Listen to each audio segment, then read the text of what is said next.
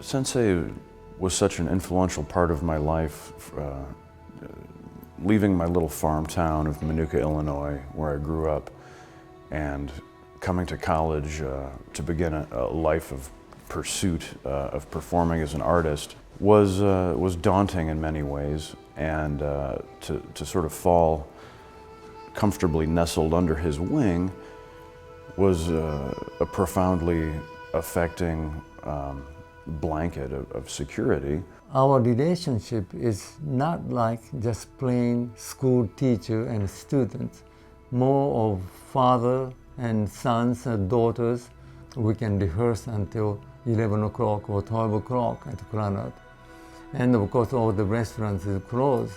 So they're all hungry, they all come to my house, and then we fix the meal and we eat all together. And when I returned to campus and was shown this new Japan house and the beautiful grounds, I was incredibly grateful that this was happening, and that not only was the legacy continuing, but it was flourishing and had this beautiful new home.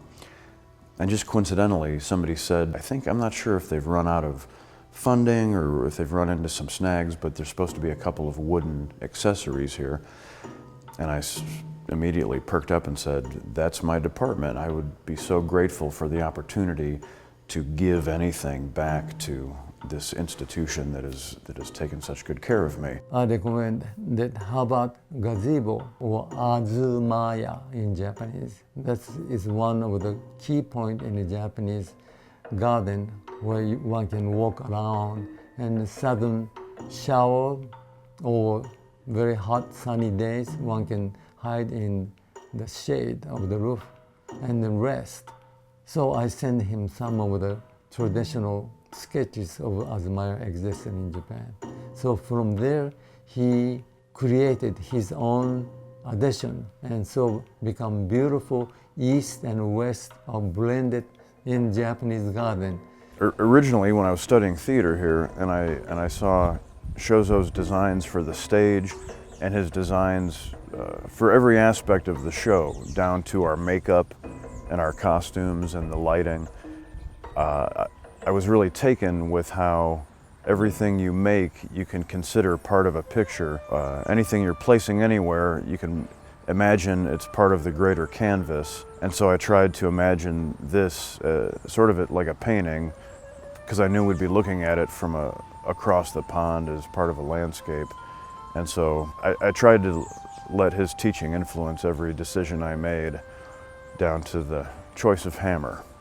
Beyond that, I knew I wanted a bench in the middle, and when I first visited California with Shozo, that was when I first experienced the redwood forests. I chose a redwood slab, and then I found a single curve of a redwood root. It reminded me of one stroke of a sumie brush.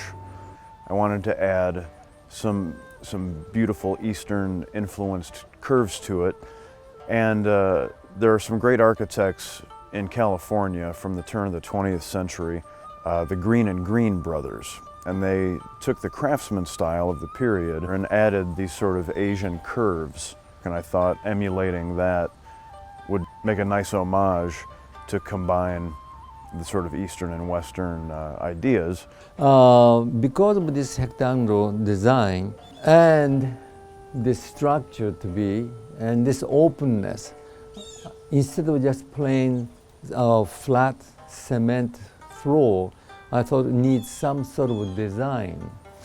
And so this straight edge and straight columns are represented in straight line divided, but the pond is all curved line. So the nature is in a curve, and so I incorporated to that design of the curvature. As he says, there's no separating your work as an artist and your life and your spirit and what is holy about it.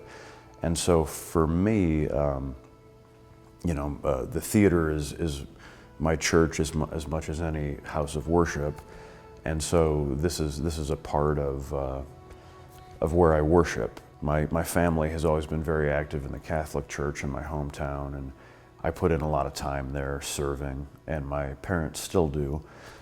And it's something that my family does. Like whatever house is serving the community spiritually, we show up and cut the grass if they'll let us, or we'll shovel the sidewalk or whatever needs doing. To have the chance to create a gift, a token of my esteem and gratitude for my teacher is something that I'm incredibly grateful for, especially because it's something that will hopefully stand for many, many years to come.